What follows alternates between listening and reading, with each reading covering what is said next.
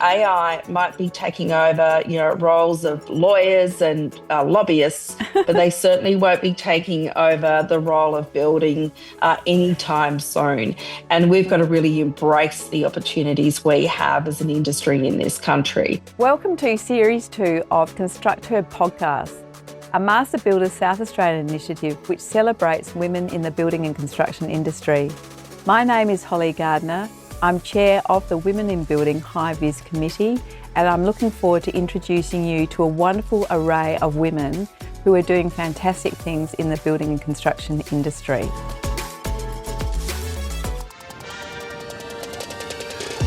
The female-led business register is going to open up opportunities to attract more women in the industry. There's other support and mentoring opportunities for them. I just have something different to bring to the table. When I have been on site with mothers or elderly women, they felt more comfortable knowing that I was there. It will connect lots of different women involved in all aspects of building. I'm very fortunate today to have with me the Chief Executive Officer of Master Builders Australia, Ms. Denita Wawn, who is dominating women in the construction industry nationally. Thank you, Denita, for being here. Absolute pleasure and great to be able to have this chat. Thank you. So, Denita, please let us know how you got into the construction industry and what you're doing currently. Well, I was very fortunate to start working for Master Builders Australia exactly 9 years ago. I have come from a 30-year career as a political lobbyist, as an employment lawyer for industry associations. And I can remember when I first got this job, my brother, who is a builder, said to me, "But you know nothing about building." And I said, "That is right. We don't need any more builders around the table. We need people with political lobbying skills to ensure that we're advocating the hardest possible way we can on behalf of the industry. And I can learn about building." And that's exactly what I set out to do. Meet our members around the country, understand the issues that they are grappling with on a day-to-day basis, and then use my expertise in advocacy to then get their voice heard in Canberra, and have done that ever since 2016. And can I say, enjoyed every single moment of it. Can you tell us a bit about a special project that you've undertaken in the construction industry? Well, I think the really thing that I'm really excited about is that Master Builders, an organisation that's been going in a federated sense, a national sense, over 130 years, we have been tireless in advocating. But the one thing that we really hadn't become good at is actually making sure our voice was heard around the country. And so the big issue for me is saying we've got great evidence, we've got a phenomenal industry, but we need to ensure we're using the contemporary practices of advocacy. And that is all about using digital media. It's using the media to assist you. It's making sure that we're getting heard, not only by politicians, but by influencers and the community.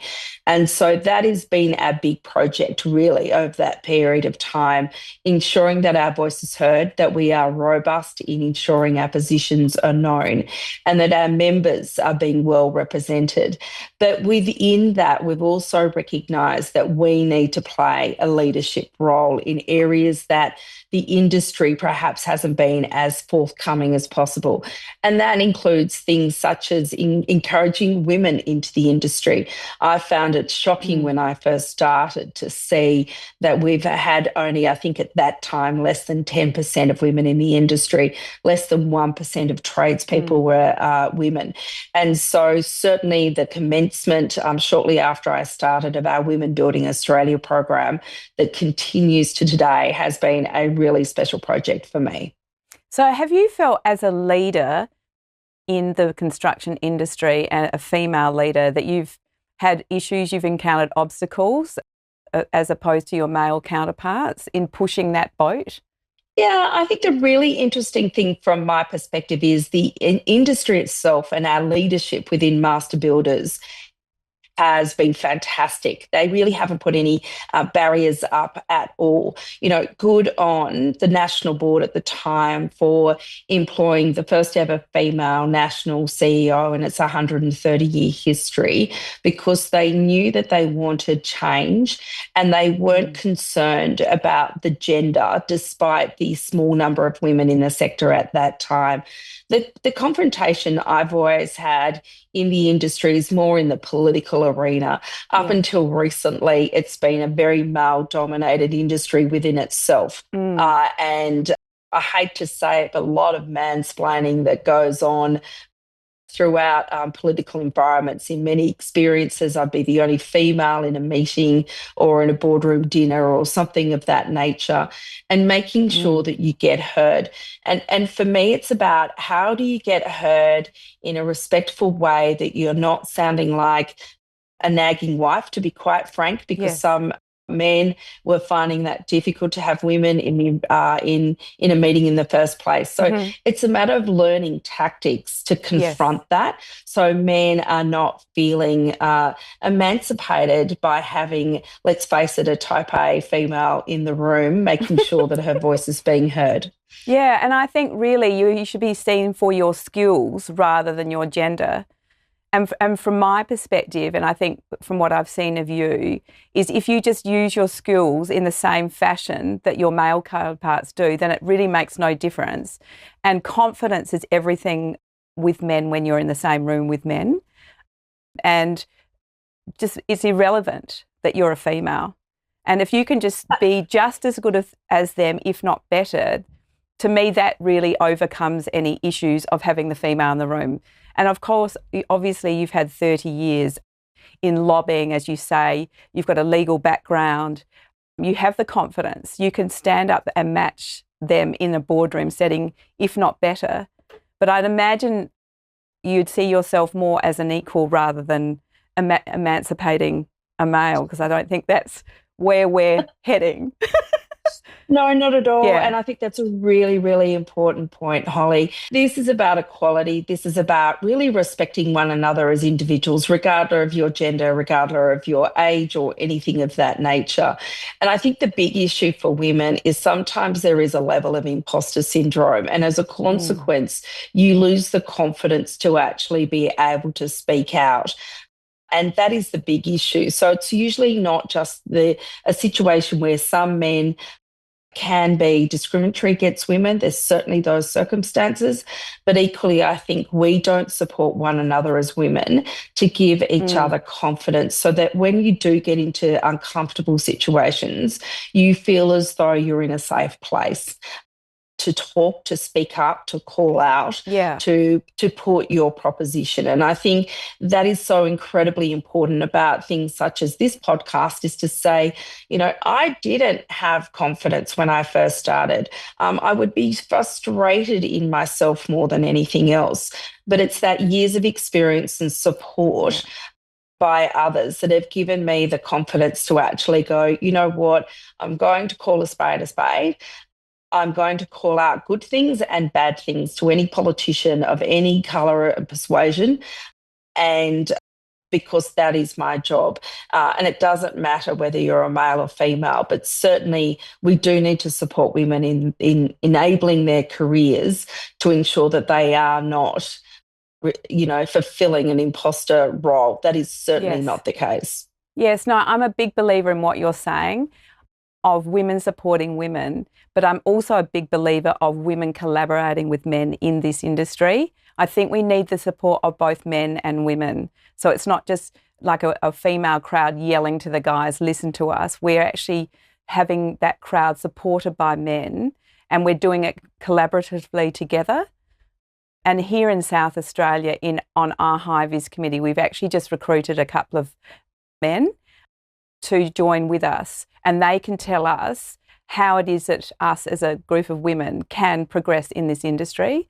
And I totally believe also women should be supporting women, because sometimes, and men can be the same, women are competitive as well. So we should be like joining together and working together to get the outcome together, and not trying to compete with each other either. But I think from my experience in the construction industry, and no doubt you can share that. I think that most women want to help us get heard. And we're all sort of walking the same walk. We're all heading down the same path and trying to get, to the destination together. That's been my experience with it. And it hasn't been divisive. It's been a collaborative effort with our female counterparts. Because there's so few of us. I agree with you, Holly. Yeah. I think that's been really important. And I commend the HiViZ program. It's a really strong program, one of the best in the country. Thank you. And I think you're right. It's got to that stage now, hasn't it, where we did have to first start out with those focal points of women being in a safe environment, supporting one another. But equally, we don't want to have a situation where it's us and them. It's an Aussie barbecue of women in one area and the blokes in the other. For me, it's about that integration of women properly into our workforce, and in all components of our workforce. So it is just accepted that you go and get the best person for a job, regardless of their gender or race or anything of that nature. And so to do that, we can't have this separation of the groups. It's got to be blended. We now need to encourage more women to sit on our policy committees, our construction committees, our resi committees, on our boards, be presidents. It's fantastic to see now that we've got a number of women on the national board, for example. When I first started, there had never been a woman that had sat around the national board. We now have 2 female directors out of 10 plus myself.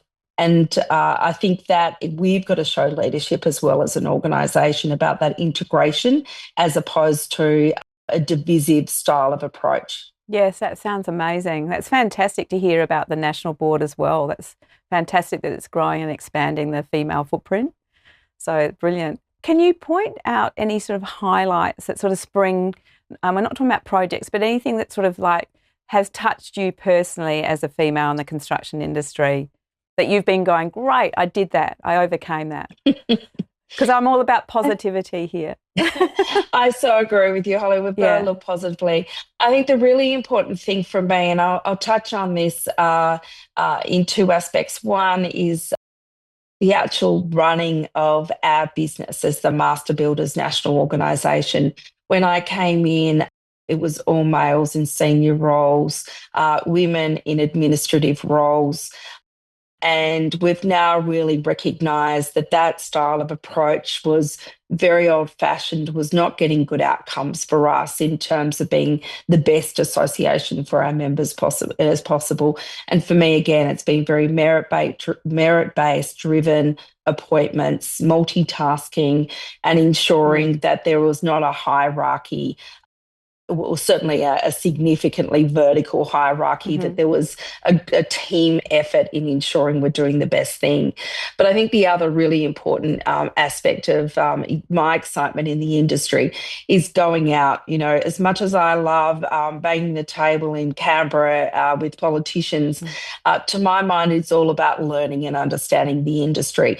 We have the most incredible industry. I had not fully understood the complexities of what we have to do day in, day out as an industry to build our homes, build our roads, build our offices, our hospitals, and so forth.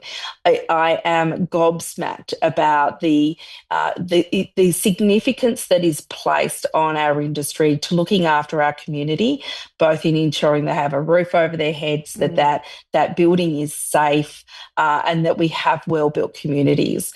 And the amount of work that has to go into that is extraordinary. So I had not fully appreciated that, and really now love getting to get a better understanding and getting onto sites, understanding everyone's roles, and appreciating the fact that AI might be taking over, roles of lawyers and lobbyists, but they certainly won't be taking over the role of building anytime soon. And we've got to really embrace the opportunities we have as an industry in this country. That's what's excited me. So any chance I can get out of Canberra and go to a building site and really learn more about the industry, that's what motivates me to represent our amazing industry. Yeah, fantastic answer. Yeah, it is an amazing industry, and we're so important. You feel like you're making a real difference to people's lives in a big way. I totally agree, and it's very rewarding in that respect. So just sort of thinking about it, I mean, you sound like you've done amazing things and you're progressing really well and the national board's progressing. But what more changes do we need to help women, push women further in the industry, do you think? My focus at the moment is very much understanding the fact that the industry is a great rewarding career, both for men and women. No longer should we be deemed a male-dominated industry. No longer should we be seeing bullying and discrimination and harassment. I think the CFMEU being put into administration has really highlighted, unfortunately, some of the worst aspects of our sector that we as leaders need to say, no, enough is enough. We need to stamp that out.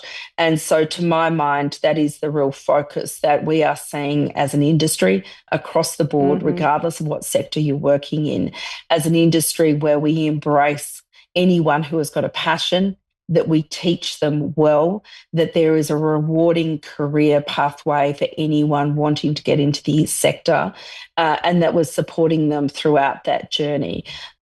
You know, as someone who's worked in industrial relations law for a long period of time, you know, it's really astounded me that we've focused a lot of our attention on fixing problems rather than making sure they don't occur in the first place. So ensuring we have great workplaces, we have safe workplaces, we have workplaces that will encourage everyone. I'm still astounded that we have virtually no flexibility in how we work when it comes to part-time work, different patterns of hours. Why do we have restrictive RDOs that only suit what was there, you know, in decades ago when it was very male-dominated? I know that's just in the commercial sector, but I do think that we have really those fundamentals of our industrial awards, our EBAs, that are not conducive to modern living of men and women, and that we've got to play a role. And certainly I'm hoping that the change that the administration of the CFMEU is slowly undertaking also enables us all within the industry to look inwards and see if we can resolve some of those key cultural things so that more people, regardless of their genders, actually say, yes, I want to work in that sector. Yeah, I totally agree with all you're saying. I'm thinking also as you're talking about the fact that women need to be educated about the various roles that they can undertake in the industry. And education is something, you know, educating them that's a variety. It can be, you know, a tradesperson or in the professional area or in project management. I think there's just a lack of understanding about what women can actually achieve. And I think there's that just thought that, oh, building and construction is just trade, it's just the physical work. But I think that women in these organisations in the construction industry are probably more professional women at the moment. There seems to be a high number of professional women who are making amazing contributions.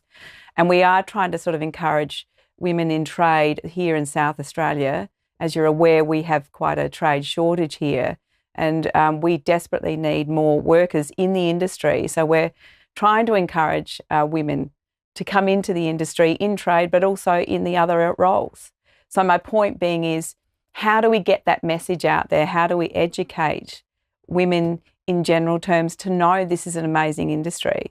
Just to let your listeners know, this was not set up. You have not asked me or Dorothy Dixer, because literally the meeting I've just come from is to look at a document that we're about to launch called Construct Your Career. And it's exactly that. It is a document for anyone interested in the industry that lists every single job in building and construction. And it tells you what it entails, what type of attributes you need, what qualifications or not you need. But also, more importantly, each role has a case study against it. We've gone out and interviewed about 100 odd people and asked to give first-hand experience and knowledge in that particular role. So we're going to be launching that very soon, sending it to every single secondary school in Australia, give it to career counsellors, provide it to our member associations, registered training organisations and the like, because you're absolutely spot on. We haven't had a one-stop shop career guide that is actually written for people intending to look in the industry. These documents tend to be very bureaucratic, but instead we've wanted to bring the industry to life. And that's why those case studies are so incredibly important. So we're very excited about this project and very keen to promote it around the country so people are educated about what roles they can play in our sector. Matt, that's absolutely amazing timing. I'm just so excited to hear that, because we've got a Born to Build program and we're very keen to increase our female footprint in South Australia in trades. And we're looking at amazing ways of how we're going to educate people. So we'll definitely be using that document. I think it just starts with, throwing that document around to schools in the secondary area of school, year 10, year 11, year 12. A lot of these schools, I've got a child that's just finished year 12, and his school started looking at careers in year 10. They had a full formal career program in year 10. So that document can be spread around the schools in Australia from year 10. I think that's going to really help spread the word. It's so vital. And also to have the parents read it and digest it and encourage those children that it's not just professional, but women can make a difference in trade as well, and for the males as well. This is not just women. But yeah, that sounds amazing. I look forward to talking to you offline more about that, because that can help us. Thank you. And finally, Denita, what would you say to a female like in year 10, year 11, looking to go into the construction industry? What would you advise a young female thinking about a career in the industry? I would say here is a career that has unlimited opportunities. You can start as an entry-level labouring. You can go into a trade. You can go in as a professional. But ultimately, if you want to be running your own business, running someone else's business, or you just want to stay within an area that you feel comfortable with, then here is the career for you. It is a career where you can travel and work regardless of whether you're in Australia or anywhere else.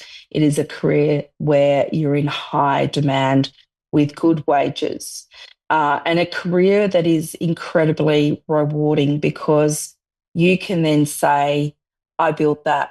It's the tangibility of what you were doing in not only saying I have achieved something outstanding, but actually I've given back to my community as well.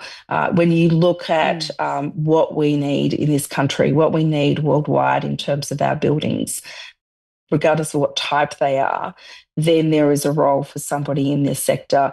And given, if you think about it, out of the 450,000 businesses that make up the building and construction industry, 99% of them are small to medium-sized businesses. So there are, yes, we do have insolvencies, but actually we have more businesses actually start than those that close. And you think about being able to be your own boss, to work on your terms and find a niche for yourself that suits you individually once you've got those skills. That's what excites me, that we've got such a vast array of opportunities that many other industries don't have. And I think we've really got to be loud and proud of the breadth of our roles and the breadth of opportunities that you can have as you pursue your career in the industry. Thank you. I don't know what to say. That's a fantastic answer. It is a super rewarding industry for a female to be in. There is no doubt about that. And the opportunities are endless.